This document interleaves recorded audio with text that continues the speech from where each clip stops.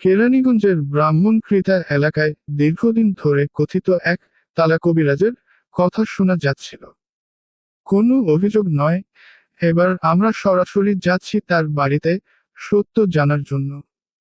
বাড়ির দরজায় নক করলে প্রথমে কোনো উত্তর মেলেনি। পরে অনুমতি নিয়ে ঘরের ভিতরে ঢুকে পড়ি। অন্ধকার ঘরের ভিতরে প্রবেশ, ক্যামেরার আলো জ্বলে ওঠে। এই সেই ঘর যেখানে নাকি তালা দিয়ে রোগ সারানো হয়। মোমবাতি, তাবিজ, ছোট তালা, ছেঁড়া কাগজ। কথা বলতে চান না, তবে ক্যামেরা আড়ালে নেয়ার পর ধীরে ধীরে মুখ খুলতে শুরু করেন। আমি হাফেজ না, মাদ্রাসায়ও পড়ি নাই, কিন্তু মানুষ আমার হাতে ভালো হয়।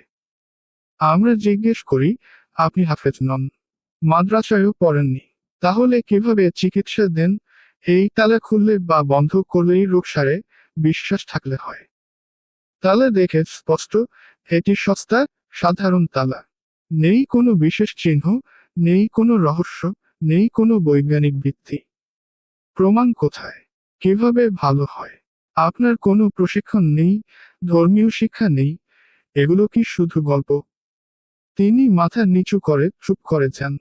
কিছুক্ষণ পর বলেন, মানুষ বিশ্বাস করে, তাই ভালো হয়। এর আড়ালেই চলছে তালা আর তাবিজের নামে ভণ্ডামি।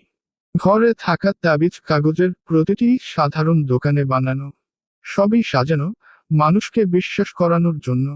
কেরানীগঞ্জের ব্রাহ্মণকৃতা এলাকায় সরাসরি অনুসন্ধানে যা দেখলাম, কথিত তালা কবিরাজের কোনো ধর্মীয় যোগ্যতা নেই, নেই চিকিৎসা জ্ঞান। তবুও দাবি করেন, তালা খুললে রোগ সারে। বাস্তবে এগুলো ভণ্ডামি ছাড়া কিছুই নয়।